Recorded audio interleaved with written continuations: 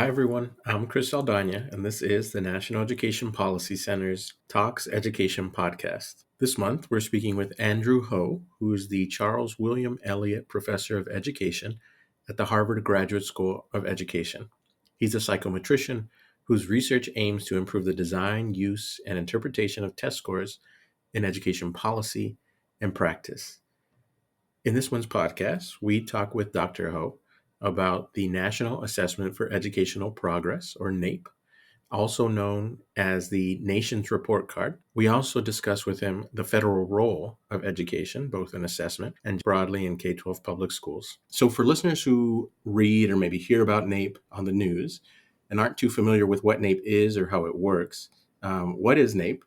And what were your reactions to this year's results? Yeah, so we often like to talk about NAEP as like the most important test you've never heard of. Those in the educational research community tend to know it well, but those out there in the general public tend not to. And I think that that's mostly okay.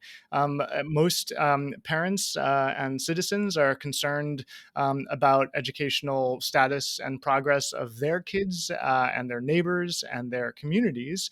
But every once in a while, they might want to know whether their kids are comparable in proficiency and the kids in their community are comparable in proficiency and growth to kids in other communities throughout the country and to previous generations of kids, which is to say, have we as a country advanced in our educational progress at all over the past 50 years? And that's I think it's an important question for us to be able to answer as a country and as citizens.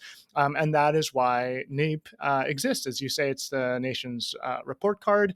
It is a survey, not a census. So imagine, 2,000 to 3,000 kids in each state every other year or thereabouts is sampled to take this test. And it's in reading and math in grades 4 and 8. And it gives us a national and state level and large districts, some 27, 28 odd large districts, answer to the question, where do our kids stand in these districts, in these states, and in the country? So every 2 or so years, there is what we call NAEP Day, which is kind of a wonky holiday for people who are like, hey, we should know if we've, again, made educational progress, if educational inequality is increasing or decreasing. And of course, during the pandemic, right, this has taken on particular urgency because we're asking, wait a second, have we lost a generation of educational progress in the past 2 to 3 years? And are we advancing toward recovery? Not to mention, what could accelerate our recovery? What should we be doing better? What could states be doing better? What could districts be doing better? So NAEP holds the answers to all of those questions. And it's something that I've dedicated a lot of my career and service commitment to. I served on the governing board that oversees NAEP for 8 years, from 2012 to 2020, and I continue to be very much involved. You mentioned two terms, proficiency and growth. Yes. What do those mean, and how do they differ? Yeah. So, for anyone who has kids or anyone who knows kids, you can ask how tall they are and you can ask how much they've grown. And the same goes for education. So my girls are in 5th grade and they're in 8th grade. And I can ask them, how well are they reading right now? What kind of math are they able to do? And that's what we call proficiency. What is their snapshot in time status right now, or last year or the year before? Now, very obviously, as educators and as parents, we're not just interested in where they are, we're interested in how fast they're growing and what we can do about their future growth. And if you think about education, right? What education is about is growth and progress. That is the point, that we could be doing more so that our kids could be learning faster. And so there are, I think, sort of two important questions. The first leads into the second, right? Where do we stand? That's great. But where do we come from and where can we go? That's growth. And so most of us, because we remember grade school and getting a single grade on a single exam and we get compared to other kids, we're like, oh, how do I stand now? How do I stand now? But the educator's perspective and the policymaker's perspective should be less about where one stands than how one can grow. What can we do to accelerate your learning in the future? So it's the national assessment of educational progress. That's what NAEP stands for. NAEP, and the P is really important. Have we changed, right, as a country? Are our kids, can they read better now than they could before the pandemic? The answer is no, right? So that change is important. It's not just where they are. It's is that an increase or a decrease over prior years and prior generations? So, how did students do this year? So again, what the National Assessment of Educational Progress, what NAEP does well, is answer questions about progress, right? So again, it's not just, hey, are schools good or bad? It's, are schools getting better or are schools getting worse? And it's not just about schools is the other secret to it, right? What NAEP really measures is educational opportunity writ large. Right. It's like, it's not just schools. Like one of my favorite statistics is what percent of kids' waking hours are spent in school. So, what percent of kids? So, I want everyone to listen to that and think about an answer. So, of all the time that kids are awake through a school year, what percent of those waking hours are spent in school? And the answer is 20%. 20% of their waking hours are spent in school. So if we're talking about where like learning comes from, it's not just school. And any parent, anyone who knows kids knows that they are learning all sorts of things outside of school, not just communication and collaboration and social skills, but also academic skills as well. Kids are reading, they're talking to their parents, they're engaging with others. They're on YouTube and any number of social media outlets that I'm sure I'm not familiar with. And they're reading and they're engaging and they're learning to write. And all of those are happening outside of school hours. So what NAEP measures, that I think of it as not just schools, but educational opportunities. And to answer your question, right? No, we're not doing as well as we used to. And more importantly, educational inequality is growing. So the story that NAEP helps to tell over decades, and not just decades, but generations, is one of general increasing educational opportunity, particularly through the aughts and the early 2010s, followed by stagnation and increasing inequality that was then exacerbated. There were declines and an increasing inequality through the pandemic. So the pandemic is actually less to me about test score declines. It's more, I mean, and that's true and absolutely a concern. It's about the increased inequality that we see thanks to NAEP. And if we didn't have NAEP, we wouldn't be able, shockingly, we wouldn't be able to answer that question on a national scale. So, you've mentioned opportunity as something that we should be paying attention to when we kind of think about results. What other kinds of things do you think about when you see, for example, headlines like our school's failing, NAEP results are down? How would you encourage folks to kind of make sense of these results? I think we can hold sort of two truths, right? So first, what NAEP measures is the sum total of educational opportunity that our kids have. And again, 20% of it comes in school and 80% of it comes out of school. Let's not forget, too, that a lot of educational opportunity is afforded to us in our early childhood when there is no formal schooling, right? So all of that builds and sums and accumulates over time and over age. So it's definitely not just about schools. But the second truth is, what do we have control over as citizens and as policymakers at a local and state and federal level? It's schools. Schools are where we have a fairly strong lever and where you see us able to shift the trajectories of students in positive ways. So yes, schools can't be the be all end all, but yes, too, like they are where we might be able to make a difference, which is why it's this double-edged sword where, we hold schools to the highest standards, even though they're only 20%. And we do that because, right? Because that's where we have the opportunity to actually make a difference. So there's going to be absolutely cynical actors who use this to pillory their local schools and local school teachers. And there are also people who like recognize that schools are where we have an opportunity to make a difference. And both of those I don't know, camps or those perspectives are what leads to NAEP Day being sort of an opportunity for us to craft an evidence-based narrative about what we should be doing better and more of as a country when it comes to educational progress. So there's an additional wrinkle that I think folks find confusing sometimes, which is the presence of state tests. Yes. So how do state tests differ from NAEP? So I'd say the most important two differences to highlight are first that state tests have individual student test scores. My girls get scores on their state tests every year. And I look at those scores, and those scores have stakes thereby, right? They are made meaningful. We make them meaningful. Teachers make them meaningful. Sometimes they have stakes at the individual level. They can also have stakes and do have stakes at the school level when it comes to school classification and reporting school status and growth and progress. So state tests they have individual student scores. And the second piece is that, again, they have high stakes. NAEP has no student scores. And you're like, wait a second, the kids took a test. Surely they have a score. And it's just actually, no, they just took a survey. They just took like a few questions out of a massive number of questions they could have had. So my daughter actually got to take NAEP last year as a fourth grader. So she was one of the lucky people sampled.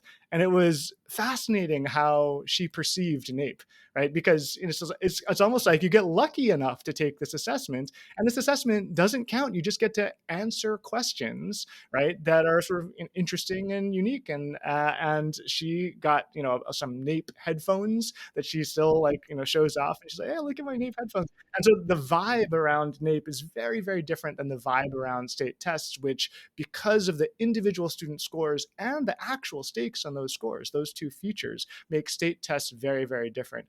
As you know well from your work too, that we actually can classify NAEP as a different kind of assessment entirely from state tests. We call it a monitoring test, right? A monitoring assessment versus an accountability assessment, right? And so it is a different kind of assessment entirely, survey-based, no individual student scores, and no high stakes. So I want to shift a little bit just to ask you about your work with the Educational Opportunity Project at Stanford. So for folks who aren't familiar with the Educational Opportunity Project, what is it and what's it trying to accomplish? Yeah, so it started, over 15, 16 years ago now. I was a visiting scholar at Stanford between my time at Iowa and my time now at the Harvard Graduate School of Education.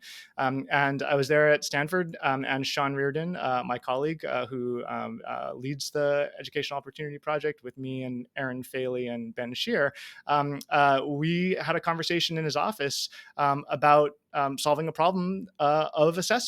And it started off as a methodological, kind of very quantitative project. And it's built over time when we've realized just how much we can achieve when it comes to understanding educational opportunity over time and across place throughout the United States. So I describe my work, at least on the psychometric and assessment side in the Educational Opportunity Project, as kind of a stitching project. And I might sort of mixed metaphors. It relates to your previous question about NAEP versus state tests. So think of state tests as as a microscope, right? So each state, you have this sort of microscopic level of detail about each student's proficiency in each school across the state. So think of that as a microscope. But there are 50 microscopes. So each state has its own microscope and it's looking at its own sort of state, but the microscope is different from Massachusetts to Colorado to California, all across all 50 states. Now, what is NAEP? NAEP is like a telescope, right? It's like you can zoom out and see the big picture of the entire country, but it's blurry. Right? It's really blurry, right? Microscope is like in each state, it's seeing the fine details, and then you got 50 of them. And then you got NAEP, which is like this telescope, which is just like, it's really, really blurry, but at least I can see the big picture. So now what do you want? You obviously want to be able to see in fine grain, clear detail, everything in the United States. And so what we did through the Educational Opportunity Project and what we call the Stanford Education Data Archive, or SEDA, is create kind of a stitching or a way to link the pictures that each of the 50 microscopes takes with the map that NAEP provides to give us from 2009 to 2024, right? So 15 years of data over time and across place, the scope and spread of educational opportunity when it comes to test scores, to be clear. So it's not the be all end all, but the scope and spread of educational opportunity in the United States. It's been a very rewarding project because it's allowed me to harness some of my more quantitative and narrow skills to offer a data product to everybody. So all of you can go to edopportunity.org right now and download the data yourself and play with the data and look at what your status and growth we were talking about, right?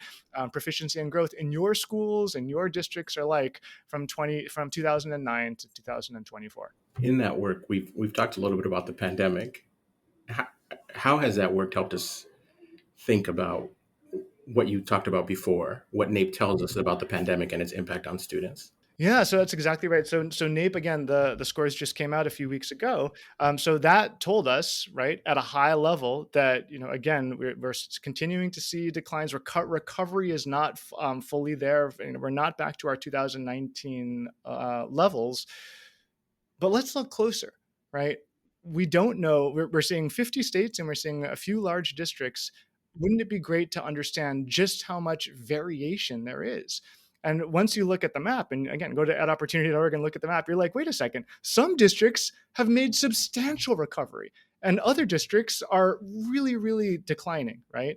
And there's a socioeconomic gradient to it that is deeply unfortunate, right? That is something, again, increasing inequality and along socioeconomic lines. So that's what the linkage of the microscopes to the telescopes enables us to see. It allows us to zoom in with clearer vision on just how much inequality and variation there actually is. Now, what does that enable us to do? That enables us to ask, well, what are some of these districts doing that others are not? It allows us to look, for example, at the work that's come out from Tom Kane and Aaron Faley and Sean Reardon looking at spending and seeing that, yes, the federal recovery dollars that were allocated towards education did indeed make a difference. And that, for every $1,000 in spending per student, we have like a 0.01 standard deviation, which is a decent amount when it comes to progress and growth. We have the 0.01 standard deviation improvement in math and maybe around half that in reading, which is to say, yes, money matters. And this builds upon other research that we know from Carabo Jackson and others, that yes, spending does increase educational opportunity when applied in thoughtful ways, as it was during the pandemic when we had a real crisis on our hands. So we've already talked quite a bit about a test that is administered by the federal government and data that is published by the federal government and states. And there have been some changes that the current incoming administration has made to the U.S. Department of Education and more broadly across departments and agencies within the federal government. So I want to ask you about the Department of Education. For folks who aren't familiar, maybe we can start with just a brief synopsis, I don't know if it can be, but what does the Department of Education do and not do? Yeah, so this is a very timely question, so timely that I'm worried that when people are actually listening to this podcast, anything I say will be extremely dated. So I should say it's February 25th now, and things are moving rapidly and chaotically in the federal government right now. To give you a sense, the longstanding commissioner of the National Center for Education Statistics, Peggy Carr, was just placed on leave last night. Again, that was February 24th. This is February 25th, and any number of executive actions or potentially legislative actions or judicial actions could be happening between now and the time this podcast comes out, or the time that that anyone might be listening to it. So, with all that said, your question is a good one. What does the federal Department of Education do? Why is it useful? Why is it important? So again, it was founded in 1980 by Jimmy Carter, and it is an organization, an institution that consolidates a large number of federal efforts related to education. One could imagine the Department of Education disappearing and all of those efforts still remaining. Right, it's important to sort of step back from this and say, and ask the right question is probably, what should the federal role in education be? Right? Should there be a federal role in education? Right. So when it comes to dollars, for example, right, the federal contribution to dollars is about 10%, right? It's all state and local funding primarily. So we're just talking about the top that last 10% of funding, but that funding is very, very important, and relates obviously to, again, federal efforts to reduce poverty and help kids with disabilities. So if you want to ask, right, are we going to continue offering Title I funding to help students who are financially, socioeconomically disadvantaged in poverty, have better educational opportunities? Most people would say, yeah, that seems like a pretty important role of the federal government. Should that be in the Department of Education? Should a Department of Education, is it helpful bureaucratically to have a Department of Education actually take that, along with the money for students with disabilities, along with Pell Grants that help kids who can't afford it go to college? All of those separate efforts are probably what we should be thinking about and asking about. NAEP obviously falls under this heading, where we have a National Center for Education Statistics that helps to implement NAEP. NCES, National Center for Education Statistics, long predates the Department of Education. It could still exist without Department of Education, right? Do we care about the Department of Education? We probably should be asking, is it a useful organizational structure to consolidate the federal role in education, right? And to people out there, who are thinking more politically, just look at what it does and ask if all of those individual efforts are worthy, right? To fund, to improve educational opportunities for kids with disabilities, for kids who are in poverty. Most people tend to think that's a right thing to do. And then the question is, just bureaucratically, does it help to have an institutional structure that consolidates that? But it's probably more than that, isn't it? Right? It's probably pretty symbolic to say, no, the federal government does have this commitment to education that's not just over here in the Center for Statistics and over here in the Health and Human Services, right? Education itself is this priority for the federal government, and that's the sort of symbolic fight that I think is going on. Obviously, in our work, we do work in educational research. You could imagine educational research being in the National Science Foundation or something, right? But does it help to have a dedicated Department of Education that has a dedicated set of funds to support educational research in the educational sciences?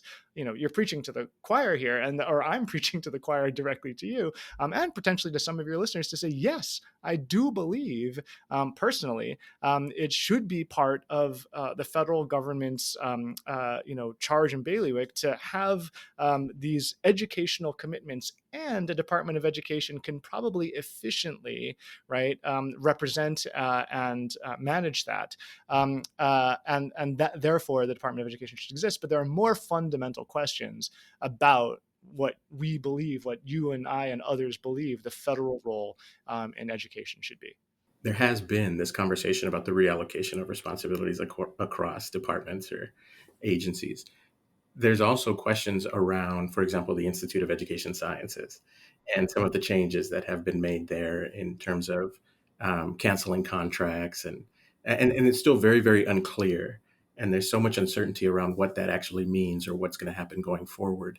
If you were to think about hypothetically what it would mean if an IES kind of structure were to disappear, and if that were to be seen as something that's quote unquote wasteful, what might be the long-term ramifications of that kind of decision? Yeah, I mean, it's dangerous prognosticating when so much is in flux.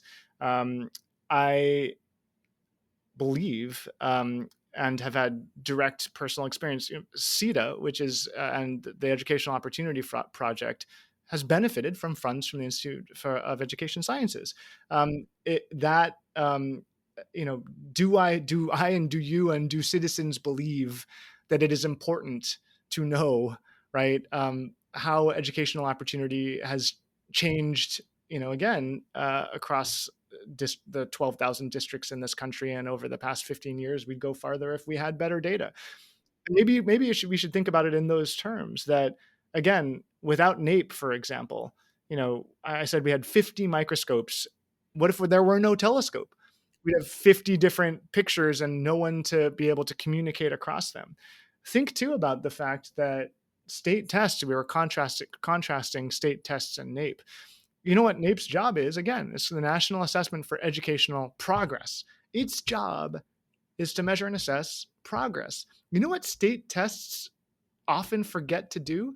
They forget to measure progress. They break their trends, they change their tests, they change their standards. So, about 10 states or so can't even answer the question, have we made progress or declined since the pandemic? So one thing I think that, yes, you could say it's NCES, but what does IES do, right? We like shine a light. That's what research does, right? We increase generalizable knowledge. We take the darkness and we give it light, right? And should there be an institute, should there be a department that does that for education? Obviously, I believe that there should be, and this is the disagreement that some have. This is the one way to say it is, this is the opportunity you have and we have to talk about the value of educational science, of educational research, of data, right? And I do find that across party lines, and for those with different political perspectives, if you ask, like, should we know whether our kids, I've had the same educational opportunities as I had 25 years ago and 50 years ago. Like, NAEP has bipartisan support. And that to me is a reminder that when you start talking about the issues, right, when you start talking like, should there be education sciences, and and then is there a federal role in upholding them? We tend to find more common ground than we might if we just ask, should there be a Department of Education, right? What does it do? How does it help society and help our kids? And that's what I hope. We can make a case for in the months and years to come. So we're at the point of recommendations. And I want to ask you recommendations along two lines. One is around the use of test results. What recommendations would you have for folks at home as they think about, okay, here's a state result, here's a NAEP result, how they use these results and kind of incorporate them into their voting decisions, into their thoughts about policy change? And then the second line of recommendations is for policymakers. What would you encourage policymakers to have top of mind as they kind of think about the changes that are happening under the current administration? Easy questions. um, so my general advice to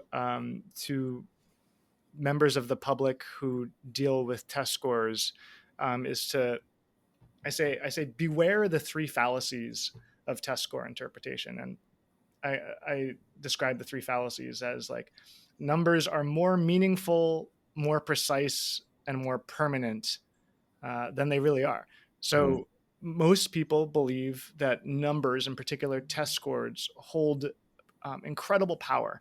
That a test score, is the be all end all, more meaningful, right? More precise, right? That once I give you a 700 or a 25 or whatever it is, that is like branded on our arm for all eternity, precise, right? And then permanent too. That's what I mean, branded, right? That it doesn't change, that we can't change it. And this goes back to the proficiency and the growth discussion we had earlier. People are like, well, what's the difference between proficiency and growth? And they might have succumbed to the fallacy that once you have a score, it can't change. So they're like, what growth? Like, all I need is proficiency, because once you have a number, it can't possibly change, can it? So again, those three fallacies: numbers are more meaningful, more precise, and more permanent they are, I think, encapsulate the misinterpretations, the common misinterpretations we have of test scores and schools, right? That is a bad school. That is a bad teacher. That's making, again, numbers more meaningful, more precise, and more permanent than they are and should be. So the general advice is, I don't know, maybe you could put it this way, like, hold numbers lightly, right? It's like, hold numbers lightly. Don't make them the be all end all. Supplement them with other forms of quantitative and qualitative information. Hold numbers, especially test scores, lightly, and don't succumb to the three fallacies that numbers are more meaningful, more precise, and more permanent than they deserve to be. And you and I, as assessment experts, know this, but the general public generally does not. And I'd say we still sometimes, right? Like, Mm. I'll speak for myself. I am like, ooh, a 33. And I have to ask myself, what does that mean again? How precise is it? This is our job, to describe how precise how precise a number is, and then how permanent it is. How can we change it? How does it change? So that's my general advice for general listeners: is remember that my tendency is to look at a number and think it's more meaningful, more precise, more permanent. Hold it lightly. Remember that there are other numbers that could exist, that there's imprecision in that number, and that number can change, and you can change it, and we can change it as a society. Mm. As far as policymakers, um, again, don't ask a psychometrician, don't ask a testing expert to tell. We just make the numbers. We'll let other people interpret them. No, I think that we have to.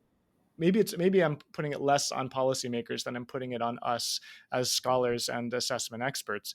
We have to learn to talk to them and speak their language. We have to recognize that forcing them to speak our language is not a long-term solution towards policy relevance.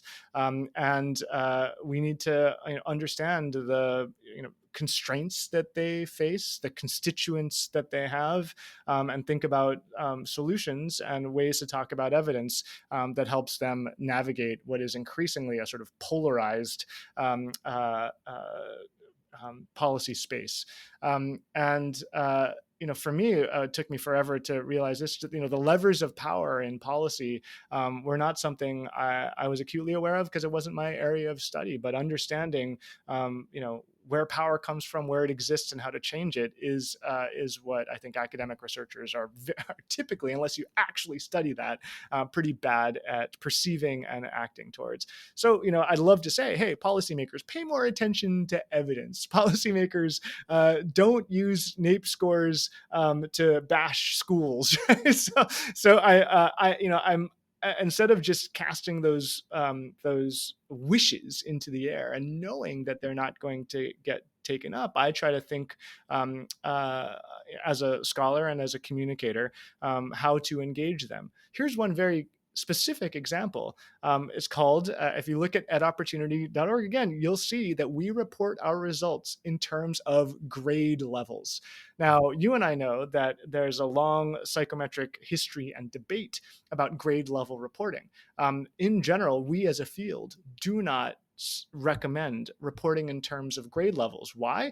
Because if my daughter, who's in fifth grade, gets a score back that says she's at the sixth grade level, what do I say? Well, she should get promoted. She should she should go up to sixth grade. It is a terrible idea for individual school and individual student level reporting. But you know what? If you want to capture a sense of what the declines or gains over the past few years have been through the pandemic, and you say, oh, we lost 0.18 standard deviation units, that's not going to mean anything to anybody. And if I can have a back of the envelope approximation, right, of that relates to metrics we're familiar with, which are what I call dollars, digits, and counts, right? Like we think in term, we think we know money, we think we know counts, and we think we know time durations, right? Like those metrics are familiar to folks. If we can engage them in terms of those metrics, then I think we can make progress communicating to more people than just our immediate scholarly neighbors. Thank you, Dr. Ho, for being on this month's podcast. As always, we hope you're safe and healthy. And remember, for the latest analysis on education policy, you should subscribe to the NEPC newsletter at nepc.colorado.edu.